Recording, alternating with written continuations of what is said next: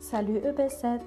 Aujourd'hui, on va continuer à travailler le chapitre 7, les solutions, l'activité 4, les solutions gaz-gaz.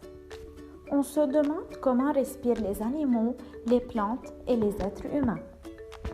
C'est à cause de la présence d'un mélange gazeux qui est l'air.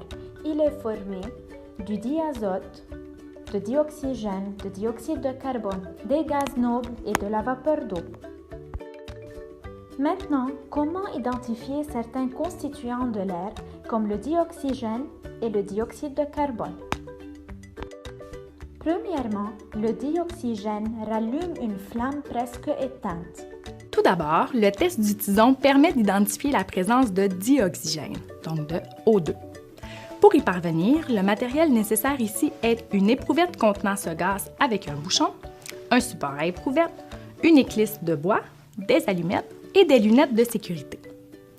Puisque les gaz sont souvent plus légers que l'air, il est recommandé de mettre l'éprouvette à l'envers dans le support à éprouvette. Pour vérifier qu'on est en présence de dioxygène, il faut allumer une éclisse de bois, puis l'éteindre pour obtenir un tison. Ensuite, il faut ouvrir l'éprouvette et l'insérer rapidement pour éviter que le gaz s'échappe. On voit que le tison se rallume, ce qui confirme la présence de O2 dans l'éprouvette. Le dioxyde de carbone trouble l'eau de chaud. De l'eau de chaud qui permet d'identifier la présence de dioxyde de carbone. Pour y parvenir, on a besoin d'une éprouvette remplie de ce gaz avec un bouchon, d'un support à éprouvette, d'un compte-gouttes, de l'eau de chaud et des lunettes de sécurité.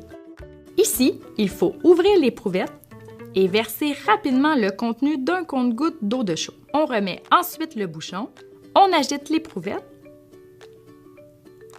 et on observe ce qui se produit. Regardez, l'eau de chaud est devenue trouble et blanchâtre. C'est qu'il y a du dioxyde de carbone. Si l'eau de chaud était demeurée claire et transparente, on aurait été en présence d'un autre gaz.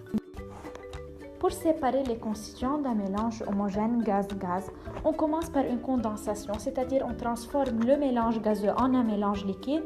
Ensuite, on sépare ces constituants par une distillation.